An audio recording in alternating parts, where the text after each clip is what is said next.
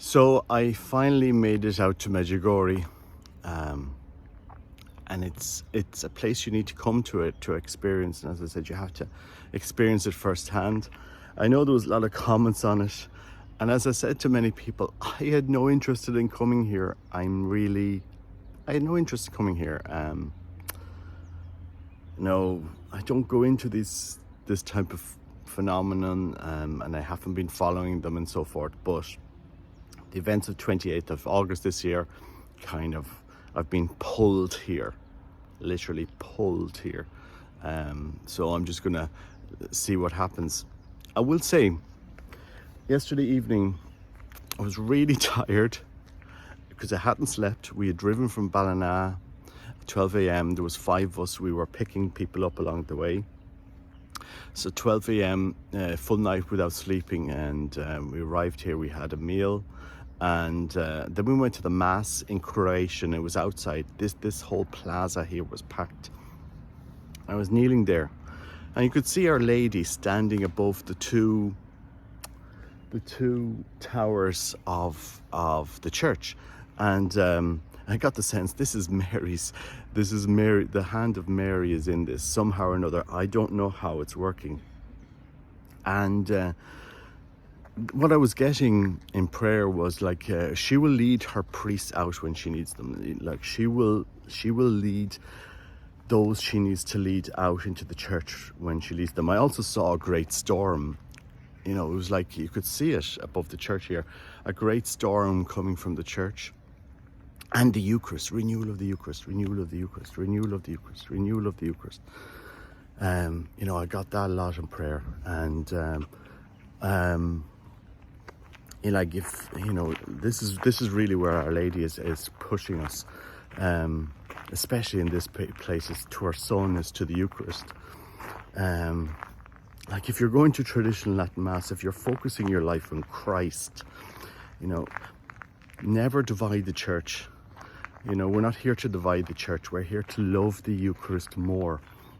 I suppose I was at that Mass and in Croatian, and then they came to the consecration, and the priest starts, Hoc est enim corpus meum quod pro vobis tradetur, and I go, wow.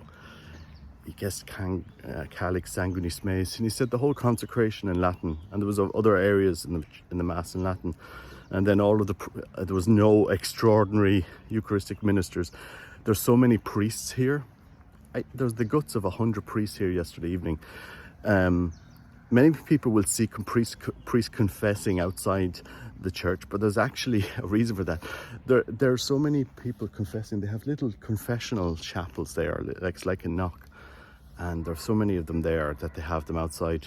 So that's just this phenomenon. I don't know what's going on, but this is Mary's place. You could see her standing. She could see her standing in front of the two towers of the church during Mass yesterday evening. And yeah, strange when I'm doing videos, these bells always start ringing. And another thing, what I've found is Cross Mountain, I think the Apparition Mount, it's all here, like directly behind the chapel. So, and that was illuminated yesterday. So the message from Our Lady is renew the Eucharist. It's even stronger than it was before. That's really what she's asking of us, to renew the Eucharist. And she will draw her priests out when she needs them. Heaven is not silent in this crisis in the church. People that destroy the Eucharist, that destroy the Mass, that focus on this pathway to hell, which is the synodal process, focus on anything but Christ. The synodal process thinks that we can solve the faith in the church, that we can do it. If we do things this way, it's all we, us, we'll do it. This is our church, we'll do this and we'll do that.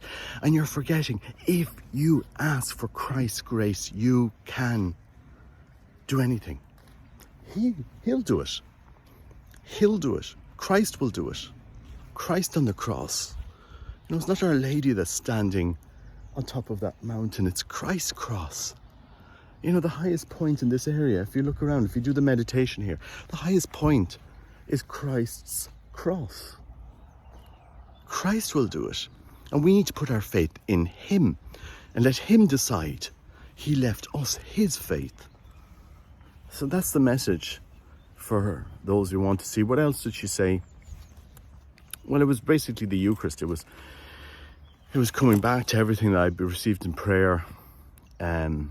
She will draw her priests out when she needs them. And the Eucharist returned. I mean, she wants us to be sons and daughters of her Son, to imitate her Son. Place yourself in Mary's womb and ask her, form me like you formed your Son. Say that to her. Form me like you formed your Son. I don't know how this all works or what's going on. I don't know anything about the phenomenon here. The only thing that comes to prayer a lot since I've been coming here is mir, peace, peace, peace. That's really what's been coming. Apart from that, I don't know anything. But I do know that there's for some reason, this is her place. And she wants us to go to Christ. She wants us to go to him in the Eucharist. So walk to Christ in the Eucharist. If you're going to traditional Latin Mass,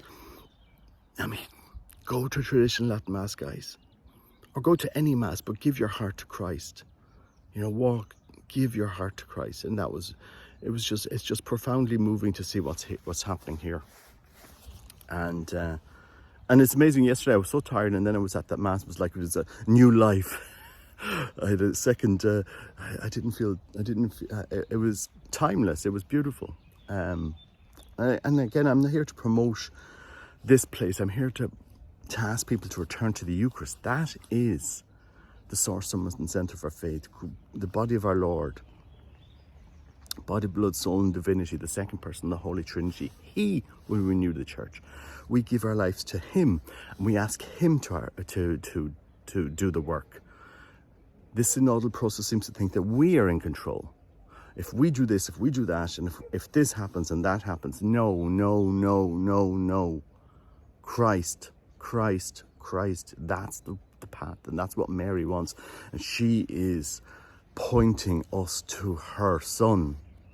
She's standing at the top of that church yesterday evening and pointing up to that cross right in front. She was standing facing me and pointing us up to that cross.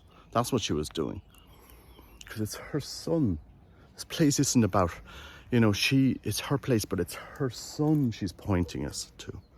It's her Son in the Eucharist she wants us to return to.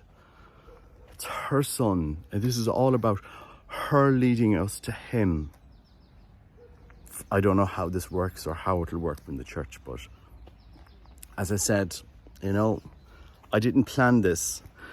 I'm here drawn here for the reason. If my son hadn't been knocked down or somebody hadn't given me that rosary on the 28th of August, I would not be here. And what is Our Lady saying? She's pointing us to her Son. Guys, pray. Go to Mass. Go to traditional Latin Mass if you can. Have reverence for her Son. Make time for silence for her Son. The beautiful silence of the Mass is important. I don't want to divide the church. So go to the Mass that's nearest to you and make that Mass as reverent. Kneel and receive our Lord in a tongue. That's the most basic thing we can do. A lot of people were doing it here. Tell you, always the bells come when I start saying things. Kneel and receive our Lord in the tongue. Kneel and receive our Lord in the tongue. This happened at Fatima, the exact same thing this year. Kneel and receive our Lord in the tongue. So anyway, God bless. It's 7:30 here on Thursday the 28th. Bye.